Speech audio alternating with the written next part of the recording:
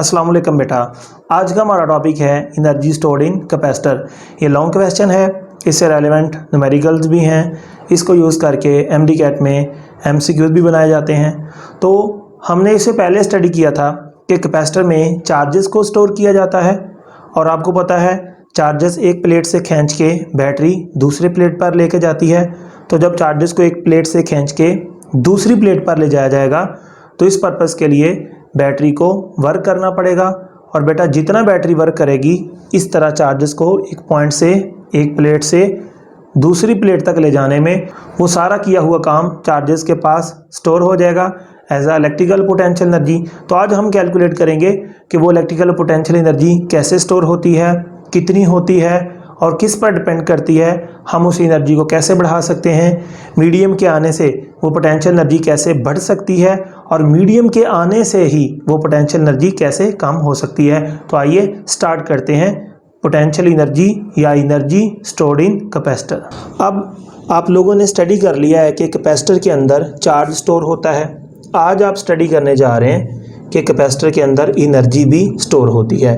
तो बेटा जिस समय कैपेसिटर के ऊपर पॉजिटिव या नेगेटिव प्लेट्स पर चार्ज आ रहा होता है उस वक़्त बैटरी जो है वर्क कर रही होती है। बैटरी को यहाँ से चार्ज को खींच के यहाँ पे लाना पड़ता है। तो इस तरह चार्ज को इस प्लेट से उठा के इस तरफ लाने में बैटरी को वर्क करना पड़ता है। जितना बैटरी यहाँ पे वर्क करेगी वही वर्क जो बैटरी ने यहाँ पे किया होगा चार्ज को इस प्लेट से इस प्लेट तक लाने में, वो कैपेसिटर के अंदर एज आ इलेक्ट्रिकल पोटेंशियल एनर्जी स्टोर हो जाता है। इस तरह और भी आप ऐसी चीज़ें पढ़ेंगे जिनमें इलेक्ट्रिकल पोटेंशियल एनर्जी स्टोर हो सकती है, लेकिन आपके इस चैप्टर में सिर्फ कैपेसिटर है। तो आपने समझना है कि कैपेसिटर के अंदर कितनी एनर्जी स्टोर होती है और कैपेसिटर के अंदर किस तरह एनर्जी स्टोर होती है और वो एनर्जी की डिपेंडेंसी किन चीज़ों पर है। सबसे पहली चीज़ बेटा आप लोग जानते हैं, मैंने आपको पोटेंशियल वाले आर्टिकल में एक एग्जांपल दी थी डॉक्टर वाली और एक मज़दूर वाली। वो एग्जांपल बहुत इंपॉर्टेंट है। अगर आपने वो लेक्चर पोटेंशियल वाला मेरा नहीं सुना तो वो लेक्चर आपको आना चाहिए लाजमी। तो बेटा बात ये है कि यहाँ पर पॉजिटिव प्लेट है और ये वाली बेटा नेगेटिव प्लेट है। इन दोनों के दरमियान इलेक्ट्रिक फील्ड है।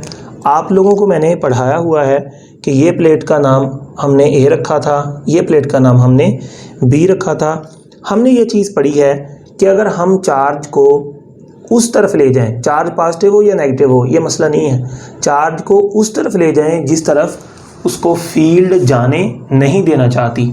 तो जब आप चार्ज को उस तरफ ले जाएंगे जिस तरफ फील्ड जाने नहीं देना चाहती तो बेटा उस चार्ज के पास या उस सिस्टम के पास पोटेंशियल एनर्जी आ जाएगी। कितनी? आपने जितना वर्क किया होगा उसको एक पॉइंट से दूसरे पॉइंट तक ले जाने में इलेक्ट्रिक फील्ड के अगेंस्ट वो सारा काम उसके अंदर एज आ इलेक्ट्रिकल पोटेंशियल एनर्जी स्टोर हो जाएगा। तो यहाँ पर भी कुछ ऐसा ही होगा। पहले एक चीज़ समझिए कि यहाँ पे फॉर एग्जांपल एक पॉजिटिव चार्ज था, ठीक है, ये पॉजिटिव चार्ज है प्लेट ए पर। मुझे बताइए इलेक्ट्रिक फील्ड इसको किधर जाने नहीं देना चाहती। क्या इलेक्ट्रिक फील्ड इसको ऊपर भेजना चाहती है? आंसर है नहीं। मतलब इलेक्ट्रिक फील्ड को इस तरफ जाना इसका पसंद नहीं है। तो बेटा अगर इस तरफ लेके जाना है तो खुद ब खुद तो नहीं जाने वाला ये, इसके लिए हमें क्या करना होगा? वर्क करना होगा। तो बेटा इसको मैं यहाँ से उठा के ऐसे ऊपर लेके जाता हूँ उस तरफ जिधर इलेक्ट्रिक फील्ड जाने नहीं देना चाहती, पॉइंट ए से पॉइंट बी तक। तो बेटा मुझे काम करना पड़ेगा ना इलेक्ट्रिक फील्ड के अगेंस्ट, ये मैंने सारा आपको पढ़ाया है। तो वो जितना किया हुआ काम है इस चार्ज के अंदर एज आ इलेक्ट्रिकल पोटेंशियल एनर्जी स्टोर हो जाएगा। जैसे कोई चीज़ हम ज़मीन से ऊपर लेके जाते हैं, आपके पास ये ज़मीन है, कोई चीज़ को ज़मीन से आप ऊपर लेके जाएंगे, जितना ज़मीन की फील्ड के अगेंस्ट आप लोग वर्क करेंगे सारा वर्क उसके अंदर स्टोर हो जाएगा एज आ ग्रेविटेशनल पोटेंशियल एनर्जी, जो कि mgh होता है, हमने स्टडी किया है। अब ये पॉइंट ए है, ये पॉइंट बी है। हम लोगों ने ये फार्मूला पढ़ा हुआ है, पॉइंट ए और बी के दरमियान जो पोटेंशियल डिफरेंस है वो बराबर है यहाँ से यहाँ तक वर्क बटे में जो चार्ज है वो, या work done per unit charge. ये फार्मूला हमने यहाँ पे स्टडी किया था प्रीवियस आर्टिकल में। अब बेटा आप लोग इस फार्मूले से निकाल सकते हैं क्रॉस मल्टीप्लिकेशन से, वर्क बराबर है पोटेंशियल डिफरेंस ए और बी के दरमियान और मल्टीप्लाई बाई जितना चार्ज आपने यहाँ से यहाँ तक मूव करवाया है। आपको पता है जितना चार्ज यहाँ से यहाँ तक जाता है आपको वर्क करना पड़ता है, वो जितना वर्क करेंगे वो सारा वर्क पोटेंशियल एनर्जी में चेंज हो जाएगा। तो जितना किया हुआ वर्क है वो सारा किस में चला गया, एज आ इलेक्ट्रिकल पोटेंशियल एनर्जी में। सो जितना वर्क उतनी पोटेंशियल एनर्जी, ये हम पहले स्टडी कर चुके हैं। अब बेटा ये फार्मूला आप लोगों ने जो है ए और बी ये याद रखना है। आपको पता होना चाहिए वर्क कौन सा, पोटेंशियल डिफरेंस किसका, चार्ज कौन सा। चार्ज वो होता है जो मूव करवाया, पोटेंशियल डिफरेंस क्या है ए और बी पॉइंट्स के दरमियान, वर्क कौन सा जो हमने इलेक्ट्रिक फील्ड के अगेंस्ट वर्क किया। अब मेरा बेटा आपके पास अगर पॉजिटिव चार्ज हो तो उसको इस तरफ ले जाने से एनर्जी स्टोर होती है, यानी पॉजिटिव चार्ज को अगर पॉजिटिव प्लेट की तरफ लेकर जाएंगे तो उसमें एनर्जी स्टोर होगी। अगर बेटा आपके पास नेगेटिव चार्ज है तो नेगेटिव चार्ज में पोटेंशियल एनर्जी तब स्टोर होगी या तब पोटेंशियल एनर्जी का इंक्रीज होगा अगर आप नेगेटिव चार्ज को उधर लेके जाएं जिधर इलेक्ट्रिक फील्ड जाने नहीं देना चाहती। तो नेगेटिव चार्ज को इलेक्ट्रिक फील्ड किधर नहीं जाने देना चाहती, नेगेटिव की तरफ। तो अगर नेगेटिव की पोटेंशियल एनर्जी बढ़ानी है तो बेटा नेगेटिव चार्ज को किस तरफ लेके जाना होगा, पॉजिटिव प्लेट से नेगेटिव प्लेट की तरफ, तभी तो आपको काम करना पड़ेगा ना। पॉजिटिव चार्ज में पोटेंशियल एनर्जी बढ़ानी है तो उसको पॉजिटिव प्लेट की तरफ लेके जाया करो। नेगेटिव चार्ज में पोटेंशियल एनर्जी बढ़ानी है तो पॉजिटिव से दूर और नेगेटिव के पास लेके जाया करो, तभी तो आपको वर्क करना पड़ेगा। असल में ये नहीं है कि नेगेटिव टू पॉजिटिव या पॉजिटिव टू नेगेटिव लेके जाना है, आपने उस तरफ लेके जाना है जिस तरफ इलेक्ट्रिक फील्ड जाने नहीं देना चाहती।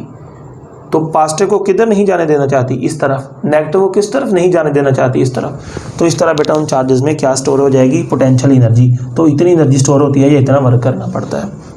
अब कैपेसिटर में कैसे एनर्जी स्टोर हो गई, देखिए बेटा आपको पता है कैपेसिटर में हमारे पास एक ये प्लेट होती है, खाली प्लेट है, और ये बेटा दूसरी प्लेट है।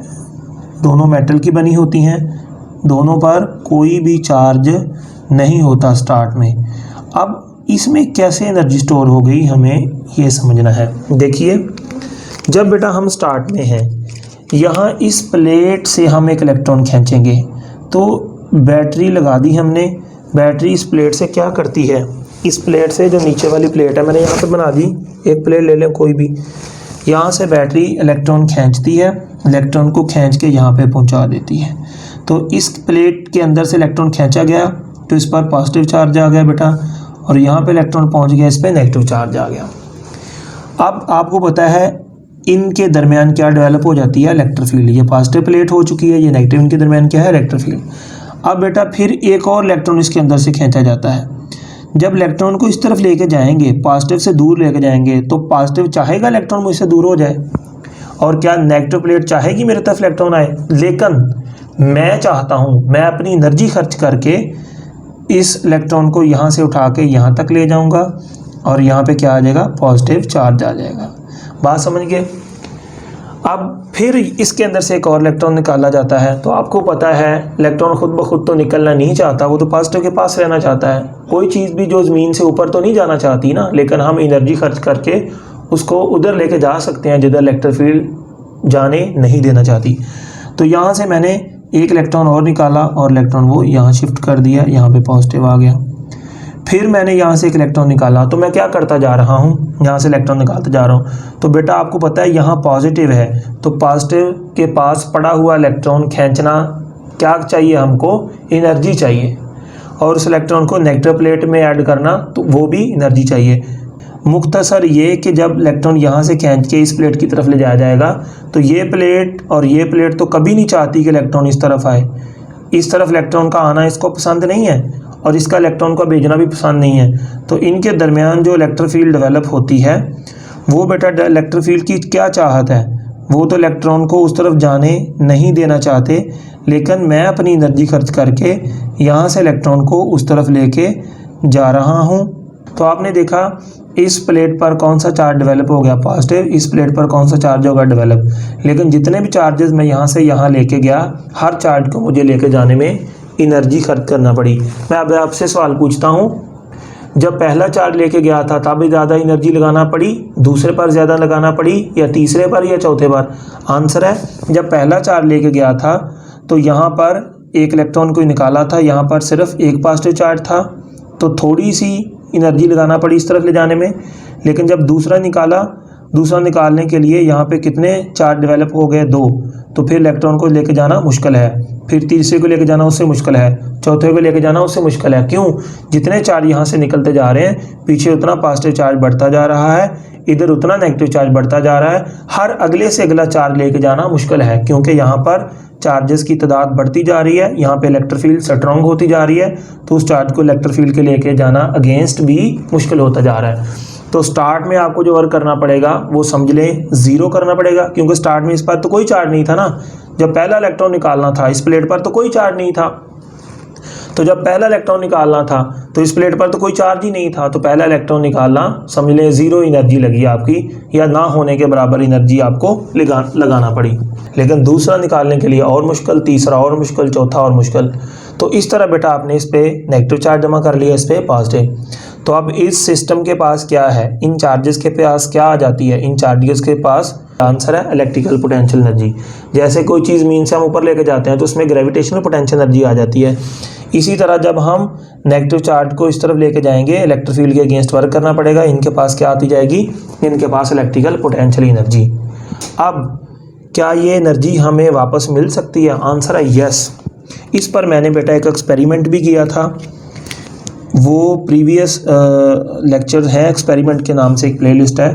तो बेटा आप क्या कर सकते हैं, आप यहाँ पे एक बल्ब लें, ठीक है, ये बल्ब के साथ आप लोग ऐसे जो है कैपेसिटर का ये टर्मिनल कनेक्ट कर दें, ठीक है, और इस तरफ ये टर्मिनल कनेक्ट कर दें।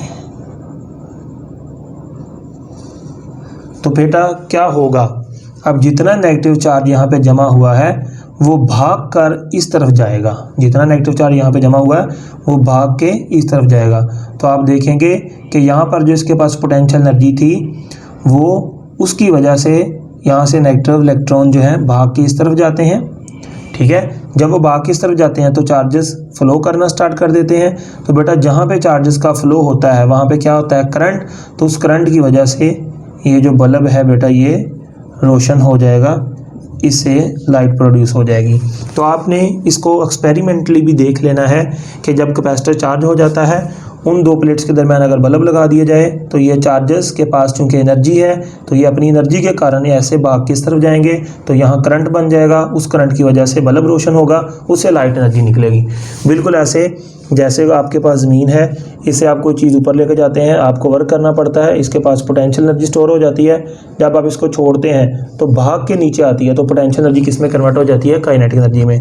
इसी तरह ये जो चार्ज यहाँ पे जमा हुआ था, जब इसको आप ऐसे कनेक्ट करेंगे ये भाग के इस तरफ आएगा, तो सारी पोटेंशियल एनर्जी किस में कन्वर्ट हो जाएगी, रास्ते में बल्ब है, बल्ब से क्या पैदा हो जाएगी, लाइट एनर्जी। अगर आप इसको ऐसे शॉर्टकट कर दें, बल्ब ना लगाएं बल्कि ऐसे तारों को आपस में जोड़ दें, तो बिल्कुल इससे एक ज़बरदस्त किस्म का धमाका प्रोड्यूस होगा और बेटा इससे ऐसे लाइट एक स्पार्क निकलेगा कि आप खुद डर जाएंगे, ठीक है। तो ये बेटा मैंने आपको यहाँ पे समझाया कि कैपेसिटर में किस तरह एनर्जी स्टोर होती है और वो एनर्जी को हम वापस कैसे इससे लेते हैं। अब यहाँ पे आपके पास ये आपको पता है कैपेसिटर है, पहला चार्ज निकालने में कोई एनर्जी नहीं यूज़ होती क्योंकि यहाँ पे कोई पोटेंशियल नहीं है, यहाँ पे कोई पॉजिटिव नहीं है, तो पहला इलेक्ट्रॉन समझ लें फ्री में निकला है। तो यहाँ पे कौन सा चार्ज आ जाएगा, पॉजिटिव नेगेटिव। यहाँ पे कौन सा आ जाएगा, पॉजिटिव चार्ज आ गया, नेगेटिव चार्ज आ गया, positive positive negative negative negative, इस तरह पॉजिटिव। ये सारा प्रोसेस बेटा मैंने आपको समझा दिया है। तो इस तरह आपने क्या देखा, बैटरी यहाँ से इलेक्ट्रॉन निकालती है, इलेक्ट्रॉन किधर से निकालती है, पॉजिटिव प्लेट से निकालती है और नेगेटिव प्लेट की तरफ लेके जाती है। तो मुझे बताइए आप लोग बेटा कि क्या पॉजिटिव से इलेक्ट्रॉन निकालना आसान है, क्या इलेक्ट्रॉन पॉजिटिव से दूर जाना चाहता है, आंसर है नहीं। लेकिन हम उसको पॉजिटिव से दूर लेके जाएंगे और नेगेटिव के पास लेके जाएंगे। तो हम किधर लेके जा रहे हैं, हम उस तरफ लेके जा रहे हैं जिस तरफ ये प्लेट्स के जो चार्जेस हैं उनकी मर्ज़ी के ख़िलाफ़ लेके जा रहे हैं। तो यहाँ पे बैटरी को क्या करना पड़ता है, बैटरी को यहाँ से यहाँ तक खींचने में वर्क करना पड़ता है। तो जितना बैटरी बेटा वर्क करती है वो सारा वर्क इन प्लेट्स पर, ये चार्जेस पर या चार्जेस में एज आ इलेक्ट्रिकल पोटेंशियल एनर्जी स्टोर हो जाता है। तो आंसर है कितना वर्क किया बैटरी ने। तो ये बेटा वर्क का फार्मूला होता है, अगर एक पॉजिटिव प्लेट है, नेगेटिव प्लेट है, चार्ज को एक पॉइंट से दूसरे पॉइंट तक या दूसरे पॉइंट से इस पॉइंट तक ले जाने में जितना वर्क करना पड़ता है, ये फार्मूला आपके पास अवेलेबल है। तो मैंने लिख लिया यहाँ पे वर्क बराबर है किसके, जितना प्लेट्स के दरमियान पोटेंशियल डिफरेंस है वो मल्टीप्लाई बाई जितना चार्ज स्टोर हो चुका है या जितना चार्ज को हम यहाँ से इस तरफ लेके गए। अब बेटा आप मुझे बताइए इन प्लेट्स पर स्टार्ट में पोटेंशियल कितना होता है। स्टार्ट में आपको पता है स्टार्ट में कोई चार्ज नहीं होता, तो इनिशियल वाला जो पोटेंशियल होता है, पोटेंशियल डिफरेंस, वो कितना होता है, 0। ठीक है, लेकिन एट द एंड जो हमारे पास पोटेंशियल बन जाता है वो आखिरी पॉइंट पर, जो लास्ट पॉइंट पे पोटेंशियल होता है, वो जितना बैटरी का होता है उतना होता है। फॉर एग्जांपल बैटरी का पोटेंशियल डिफरेंस कितना है, V है, तो एट द एंड प्लेट्स पर जो पोटेंशियल डिफरेंस है वो भी कितना है, V हो जाता है। तो स्टार्ट में प्लेट्स का पोटेंशियल डिफरेंस कितना होता है, 0। एंड पे जाके प्लेट्स का पोटेंशियल डिफरेंस कितना हो जाता है, V। तो मुझे बताइए यहाँ पर जो बैटरी ने वर्क किया चार्ज को यहाँ से यहाँ तक लाने में, वो कितना किया। तो बेटा हमने यहाँ पे पढ़ा है बैटरी जब भी वर्क करती है या चार्जेस को जब हम इलेक्ट्रिक फील्ड में एक पॉइंट से दूसरे पॉइंट तक लेके जाते हैं, यहाँ भी तो यही है, ये प्लेट्स हैं, इनके दरमियान इलेक्ट्रिक फील्ड है, चार्ज को हम इस प्लेट से इस प्लेट तक लेके जाते हैं। बिल्कुल ऐसे जैसे इधर था, चार्ज को हम इस प्लेट से इस प्लेट की तरफ लेके गए थे, जैसे इस प्लेट में इस प्लेट से इस प्लेट की तरफ लेके गए थे, ये फार्मूला लगा था। इधर भी हम चार्ज को इस पॉइंट से इस पॉइंट तक लेके जा रहे हैं। बात समझ गए। तो बिल्कुल यही सिचुएशन है। ठीक है, यहाँ पे मैं पकड़ के चार्जेस को लेके जा रहा था, यहाँ ये काम हम किससे करवा रहे हैं, बैटरी से। तो दो प्लेट्स के दरमियान जो वर्क डन होता है उसका फार्मूला ये होता है। समझ नहीं आती कि पोटेंशियल डिफरेंस कितना ले। वर्क का फार्मूला है पोटेंशियल डिफरेंस मल्टीप्लाई बाई क्या है, चार्ज। अब पोटेंशियल डिफरेंस कितना ले, आपको पता है कैपेसिटर की प्लेट्स पर या इन प्लेट्स के दरमियान स्टार्ट में पोटेंशियल कितना होता है, 0 होता है। फिर पोटेंशियल डिफरेंस कितना होता है, 1 हो जाता है, 2 हो जाता है, 3 हो जाता है, 4 हो जाता है, 5, 6, 7। ये प्लेट्स का पोटेंशियल 0, 1, 2, 3, 4, 5, 6, 7, 8 कहाँ तक बढ़ता जाता है, जब तक इसका पोटेंशियल बैटरी के बराबर नहीं हो जाता तब तक इसका पोटेंशियल बढ़ता जाएगा। तो आप मुझे बताइए यहाँ पे पोटेंशियल डिफरेंस कौन सा लेना चाहिए। स्टार्ट में तो पोटेंशियल 0 है प्लेट्स के दरमियान और एंड पे पोटेंशियल डिफरेंस कितना है, V। लेकिन जो वर्क डन हुआ यहाँ प्लेट्स में चार्जेस को स्टोर करवाने में, उसमें पोटेंशियल डिफरेंस कौन सा लेना चाहिए, शुरू वाला लेना चाहिए या एंड वाला। तो मैं आपसे सवाल पूछता हूँ, आपके पास आज 0 रुपये हैं, कल 1 रुपया, परसों 2 रुपये, तरसों 3 रुपये, 4 रुपये, 5 रुपये, 6 रुपये। मैं आपसे पूछता हूँ बताइए आपके पास कितने पैसे होते हैं डेली। तो आप क्या बताएंगे, शुरू वाले या आखिरी वाले। आंसर है हमारे पास कौन से एक जैसे होते हैं, तो हम क्या लेंगे बेटा, एवरेज लेंगे। एवरेज कैसे लेंगे, यहाँ पे स्टार्ट वाला पोटेंशियल कितना है, 0, एंड वाला पोटेंशियल कितना है, V। तो स्टार्ट वाला और एंड वाला इसको 2 से डिवाइड कर देंगे। ठीक है बेटा, वैसे इसको इंटीग्रेशन से भी सॉल्व कर सकते हैं, लेकिन आप लोग इंटीग्रेशन के बारे में नहीं जानते, तो हम एवरेज ले लेते हैं। एवरेज कैसे ली, यहाँ पर एवरेज हमने ली कि स्टार्ट में पोटेंशियल डिफरेंस कितना है, 0, और एंड पर पोटेंशियल डिफरेंस कितना है, V। एंड पर आपको पता है बैटरी कितना हो जाता है, तो हमने शुरू वाला प्लस लास्ट वाला डिवाइडेड बाई 2 किया। तो बेटा यहाँ पे एवरेज पोटेंशियल डिफरेंस कितना आ जाएगा, 1/2V। इसको हम पुट कर देंगे क्वेश्चन डी में। इसको किस में पुट करेंगे, पुट इन D। तो बेटा इसको आप पुट करें, इसमें आपको पता है जो वर्क है वो बराबर आ जाएगा, पोटेंशियल डिफरेंस एवरेज कितना है, 1/2 इंटू क्या है, V, मल्टीप्लाई बाई वो चार्ज जो इस तरफ से इस तरफ लेके गए, ये क्या हुआ आ गया, इतना वर्क है। और आपको पता है जितना वर्क किया है एज आ पोटेंशियल एनर्जी स्टोर हो जाएगा। ये आ जाएगा 1/2 इंटू Q इंटू क्या आ जाएगा, V। ये क्वेश्चन का नाम आप E रख लें। तो ये आपके सामने वर्क आ गया। आपको ये क्वेश्चन याद रख लेनी है, इतनी एनर्जी स्टोर हो जाती है कैपेसिटर में। ये चार्ज पर डिपेंड करती है और लास्ट में कितने वोल्टेज डेवलप हो गए थे उस पर डिपेंड करती है। बात समझ गए। अब आपको पता है हम इस फार्मूले को इन टर्म्स ऑफ कैपेसिटेंस लिखना चाहते हैं, इन टर्म्स ऑफ कैपेसिटेंस। बेटा आप लोगों ने एक फार्मूला पढ़ा हुआ है, Q = CV, आपको पता होना चाहिए। अब इसको हम इसमें पुट करेंगे, हमारे पास पोटेंशियल एनर्जी का एक नया फार्मूला आ जाएगा या इन टर्म्स ऑफ कैपेसिटेंस आ जाएगा। यहाँ पे क्या आ गया, 1/2 आ गया, Q की जगह CV आ गया और यहाँ पे क्या है, ये भी V है। तो हमारे पास जो पोटेंशियल एनर्जी स्टोर हुई है कैपेसिटर में वो बेटा आ गई 1/2 इंटू सी इंटू वी का स्क्वायर। इसको मैं इक्वेशन F लिख देता हूँ। तो बेटा इतनी एनर्जी हमारे पास कैपेसिटर में स्टोर होती है। तो देख लें किस पे डिपेंड कर रही है, जितनी कैपेसिटेंस ज़्यादा है समझ लो उतनी एनर्जी ज़्यादा स्टोर होगी, इस पर डिपेंड करती है। अब बेटा हम चाहते हैं कि ये फार्मूला जो है एनर्जी का ये in terms of electric field लिखा जाए, यानी इसके अंदर हम इलेक्ट्रिक फील्ड को इंट्रोड्यूस करवाएं। हमें नहीं पता कैपेसिटर की कैपेसिटेंस कितनी है, हमें नहीं पता कैपेसिटर में चार्ज कितना स्टोर हुआ है, हमें बस कैपेसिटर के दरमियान इलेक्ट्रिक फील्ड का पता है। कैपेसिटर के दरमियान किसका पता है कि इलेक्ट्रिक फील्ड की स्ट्रेंथ का पता है, वो कितनी है। हम एग्जांपल ले लेते हैं कि उसकी इलेक्ट्रिक फील्ड की जो स्ट्रेंथ है वो E है, हमें उसका पता है। तो तब एनर्जी का कैसे पता चलेगा। तो बेटा अगर आपको चार्ज और पोटेंशियल डिफरेंस का पता हो तो एनर्जी इस फार्मूले से निकालनी है। अगर आपको कैपेसिटेंस और पोटेंशियल डिफरेंस का पता है तो एनर्जी इस फार्मूले से निकालनी है। अगर आपको दो प्लेट्स पर चार्जेस का या पोटेंशियल डिफरेंस का नहीं पता, बल्कि आप in terms of electric field निकालना चाह रहे हैं, तो फिर हम in terms of electric field कैसे निकालेंगे वो सीखिए। यहाँ पे हम क्या मानेंगे, एनर्जी स्टोर हुई है, ठीक है, इन इलेक्ट्रिक फील्ड। किस में, इलेक्ट्रिक फील्ड में। हम ये मान सकते हैं एनर्जी स्टोर हो गई है इन इलेक्ट्रिक फील्ड, ठीक है। अब आपके पास ये फार्मूला क्या बनेगा, हमें पता है बेटा एक फार्मूला होता है हमारे पास पोटेंशियल डिफरेंस, यानी V equal to E into क्या होता है D। ये पोटेंशियल ग्रेडियंट वाला फार्मूला है। ये पुट कर दें किस इक्वेशन में, F में पुट करें। जब F में पुट करेंगे वी गेट, हमको क्या मिलेगा, हमको मिलेगा, देखिए ज़रा, ये है U इज इक्वल टू 1/2, यहाँ पे क्या है CV स्क्वायर, यहाँ पे C आ गया, V की जगह क्या आ जाएगा E का स्क्वायर इंटू क्या आ जाएगा D का स्क्वायर। D दो प्लेट्स का दरमियानी डिस्टेंस है, ये आप लोगों ने पहले भी स्टडी किया हुआ है। अब बेटा नेक्स्ट हम देखते हैं C किसके इक्वल होती है। तो आपने पढ़ा हुआ है हमारे पास जो C होती है वो बेटा बराबर होती है capacitance area of plate multiply by epsilon not multiply by dielectric constant divided by क्या है D। हम C की वैल्यू भी यहाँ पुट करेंगे।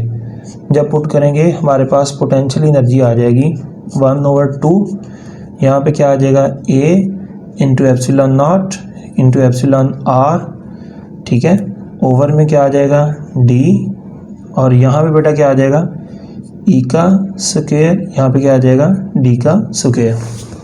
अब नेक्स्ट क्या बनेगा आपके पास, देखिए U इज इक्वल टू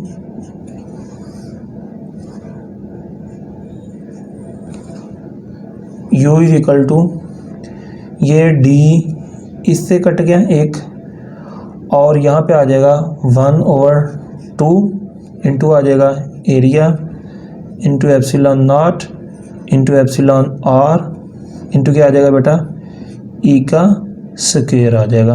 तो ये बेटा एनर्जी आ गई in terms of electric field. तो आप यहाँ पे ये भी कह सकते हैं कि जो कैपेसिटर में पोटेंशियल एनर्जी स्टोर हुई थी वो चार्जेस के पास as a potential energy store हो गई। या आप ये भी कह सकते हैं, अगर चार्जेस का वर्ड नहीं यूज़ करना, आप ये भी कह सकते हैं कैपेसिटर के अंदर एनर्जी स्टोर हुई है किसमें, इन द इलेक्ट्रिक फील्ड। इस तरह भी कहा जा सकता है, गलत नहीं है। और यहाँ पर इलेक्ट्रिक फील्ड की स्ट्रेंथ पुट करके और एरिया पुट करके और ये सारी चीज़ें दर्ज करने के बाद आप उन प्लेट्स पर जो स्टोर्ड एनर्जी है उसको कैलकुलेट कर सकते हैं। अगर ये फार्मूला को यूज़ करें तो फिर चार्ज और पोटेंशियल डिफरेंस पुट करके एनर्जी कैलकुलेट कर सकते हैं। तो आप दोनों तरह से इसको सोच सकते हैं। ये बेटा मैंने एनर्जी कैलकुलेट करके बताई कि कितनी एनर्जी स्टोर होती है कैपेसिटर में। मैं आपको एक इंटरेस्टिंग पॉइंट बताता हूँ। आपको पता है जब स्टार्ट में हमने खींचना था वर्क ज़ीरो क्यों करना पड़ा, क्योंकि स्टार्ट में यहाँ पे कोई चार्ज ही नहीं था। किसके अगेंस्ट वर्क कर रहे थे, किसी के भी अगेंस्ट वर्क नहीं कर रहे। तो पहला चार्ज निकालने के लिए समझ लें ज़ीरो एनर्जी खर्च करना पड़ती है बैटरी को, ठीक है, क्योंकि यहाँ पे कोई चार्ज ही नहीं है, यहाँ पे भी कोई चार्ज नहीं है। तो बैटरी किसके अगेंस्ट वर्क कर रही है, यहाँ पे कोई इलेक्ट्रिक फील्ड नहीं है। बिल्कुल ऐसे जैसे हम टायर में हवा भरवाते हैं। आपको पता है जब स्टार्ट में टायर खाली होता है तो हवा भरना बहुत ईजी है, क्योंकि टायर खाली है, आगे से कोई अपोजिशन नहीं है, बड़ी आसानी से हवा टायर के अंदर जाएगी।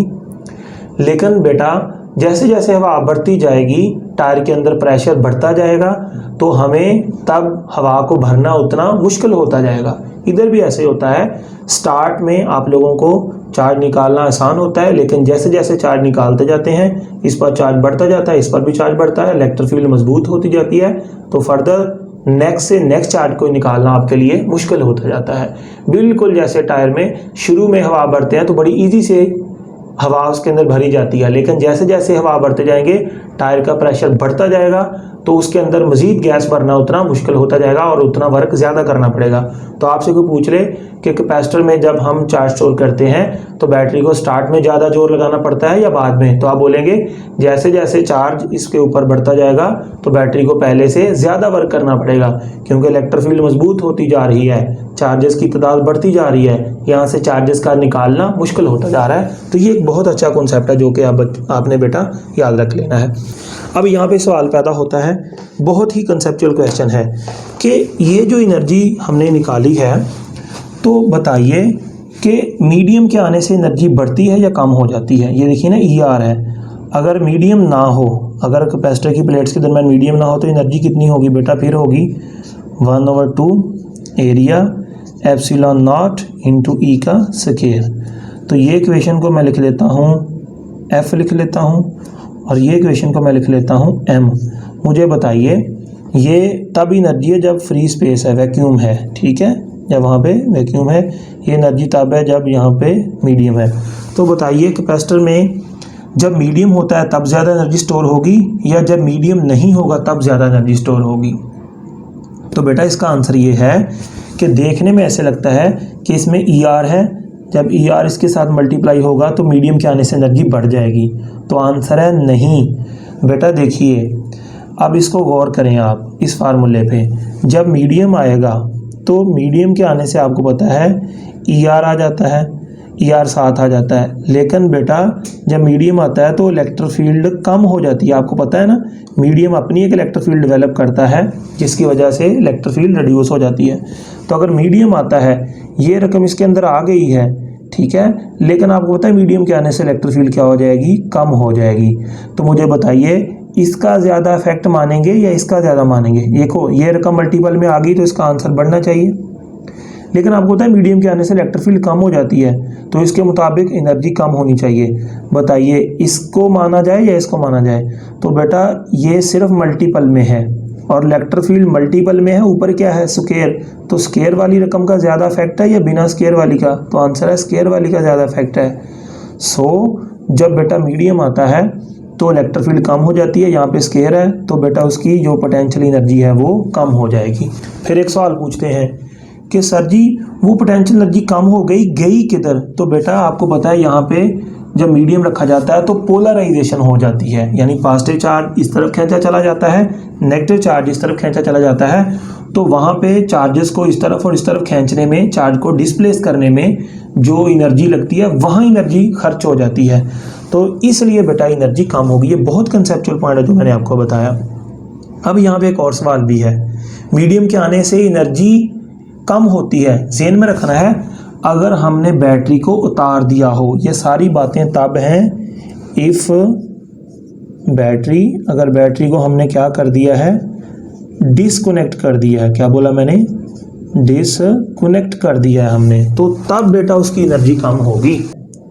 अब दूसरा क्वेश्चन कि अगर हम बैटरी को कनेक्ट कर दें उसके साथ, तो बेटा अगर उसके साथ बैटरी कनेक्ट होगी, मीडियम आपने दाखिल कर दिया, मीडियम के दाखिल करने से आपको पता है इसके वोल्टेज कितने थे 10, इसके भी कितने थे 10, ये चार्ज हो चुका था।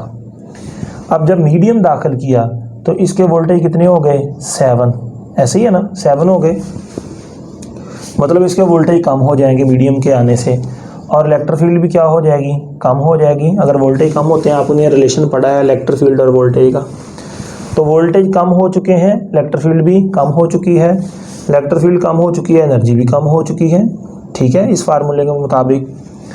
लेकिन बेटा अगर बैटरी कनेक्ट रहती है तो बैटरी क्या करेगी, चूँकि बैटरी के वोल्टेज कितने हैं 10, इसके कितने हो गए 7, तो बैटरी मज़ीद इसके अंदर से चार्जेस को निकालना शुरू कर देगी। तो जब मज़ीद इसके अंदर से चार्जेस निकलेंगे तो जो इलेक्ट्रिक फील्ड कम हुई थी इलेक्ट्रिक फील्ड में कमी आई थी ना, वोल्टेज में कमी आई थी, तो जब मज़ीद चार्जेस बैटरी इसके अंदर से निकालना शुरू कर देगी तो बेटा दोबारा फिर से इसके वोल्टेज 7 से फिर कितने हो जाएंगे 10, और जो इलेक्ट्रिक फील्ड उसकी कम हुई थी ई से, दोबारा फिर कितनी हो जाएगी ई हो जाएगी। तो आपने क्या देखा, अगर बैटरी डिस्कनेक्ट कर दें इलेक्ट्रिक फील्ड भी कम हो जाती है मीडियम के आने से, वोल्टेज भी कम हो जाते हैं मीडियम के आने से। अगर बैटरी कनेक्ट कर दें तो चार्जेस मज़ीद बैटरी खींचना शुरू करती है, तो इलेक्ट्रिक फील्ड दोबारा से ई हो जाती है और पोटेंशियल डिफरेंस जो कम हुआ था दोबारा से वी हो जाता है। तो अब सोचिए, अब सिर्फ क्या आया है मीडियम और इलेक्ट्रिक फील्ड कम नहीं हुई। तो अब देखें, पहले इलेक्ट्रिक फील्ड कम हो जाती थी, बैटरी नहीं होती थी, अब मीडियम आया, इलेक्ट्रिक फील्ड कम हुई, वोल्टेज कम हुए, लेकिन बैटरी ने मज़ीद चार्जेस खींचना शुरू कर दिए, जिससे उसकी इलेक्ट्रिक फील्ड दोबारा इतनी पूरी हो गई। तो जब उसकी इलेक्ट्रिक फील्ड बैटरी के कनेक्ट होने से उतनी ही रहेगी, क्योंकि मज़ीद चार्जेस निकाल लिए जाएंगे, मज़ीद जो इलेक्ट्रिक फील्ड कम हुई है दोबारा से पूरी हो जाएगी चार्जेस के निकलने से। तो जब electric field as it is रहेगी तो अब बेटा सिर्फ इसी का असर माना जाएगा। तो बेटा अब बताइए, अब मीडियम के आने से ये रकम ऐड हो जाती है, तो जब ये रकम इसके अंदर आ जाएगी तो पोटेंशियल एनर्जी बढ़ेगी। तो बेटा आपने याद रख लेना है कि यहाँ पर अगर मीडियम इंसर्ट किया जाता है, बैटरी नहीं है, तो फिर इलेक्ट्रिक फील्ड गिर जाएगी, कम हो जाएगी, पोटेंशियल एनर्जी भी कम हो जाएगी मीडियम के आने से। अगर यहाँ पर बैटरी कनेक्ट रहती है तो फिर बेटा जितनी इलेक्ट्रिक फील्ड कम होती है, दोबारा से बैटरी चार्जेस को खींच के वो इलेक्ट्रिक फील्ड उतनी फिर से कर देती है, तो electric field as it is रहेगी। फिर मीडियम के आने से ईआर आ जाता है और पोटेंशियल एनर्जी बढ़ जाती है। तो आपको दोनों तरह से बेटा समझना है। ये एंटी टेस्ट का पॉइंट मैंने बताया कि मीडियम के आने से अगर बैटरी को डिसकनेक्ट कर दें तो फिर पोटेंशियल एनर्जी कम हो जाएगी, अगर वहाँ पर बैटरी कनेक्ट रहती है तो फिर मेरा बेटा उसकी पोटेंशियल एनर्जी कैपेसिटर की बढ़ जाती है। तो ये बेटा कॉन्सेप्ट था। अब यहाँ पे एक और सवाल पूछा जाता है, वो है एनर्जी डेंसिटी। कौन सा क्वेश्चन है? वो है एनर्जी डेंसिटी का क्वेश्चन। एनर्जी डेंसिटी, ठीक है जी। एनर्जी डेंसिटी क्या है बेटा? एनर्जी डेंसिटी का मतलब होता है जितनी कैपेसिटर में एनर्जी स्टोर हुई है वो वाली एनर्जी बटे में जितना कैपेसिटर का वॉल्यूम है, ठीक है। इसको बोलते हैं एनर्जी पर यूनिट वॉल्यूम। तो एनर्जी कितनी स्टोर हुई है मुझे बताइए। जब मीडियम आता है, ये मीडियम वाले फार्मूला को ले लेते हैं। एनर्जी है बेटा 1/2 इंटू एरिया इंटू क्या है एप्सिलॉन नॉट इंटू क्या है एप्सिलॉन आर इंटू क्या है ई का स्क्वायर, ठीक है। यहाँ पे हमसे गलती हुई है, ये डी कट के यहाँ पे आना था साथ में, यहाँ पे भी डी साथ में आना था, तो यहाँ पे भी डी साथ में आ जाएगा। बटे में क्या लेना हमने? वॉल्यूम। वॉल्यूम क्या होता है? एरिया मल्टीप्लाई बाई क्या होता है? दो प्लेट्स के दरमियान डिस्टेंस। तो यहाँ से बेटा एरिया से कट जाएगा और ये डी से कट जाएगा। तो एनर्जी डेंसिटी का फार्मूला आपने याद रख लेना है, ये है 1/2 epsilon naught epsilon R into क्या है ई का स्क्वायर। ये बेटा एनर्जी डेंसिटी का फार्मूला फाइनली हमारे पास आ गया, 1/2 ई का square epsilon naught epsilon R. ये आपने याद रख लेना। This was all about the energy stored in capacitor. तो कोई भी बेटा आपके जहन में सवाल है तो आप लोग कमेंट सेक्शन में या मेरे व्हाट्सएप नंबर पे मैसेज करके पूछ सकते हैं। Thank you so much. मिलते हैं नेक्स्ट वीडियो में। अल्लाह हाफिज़।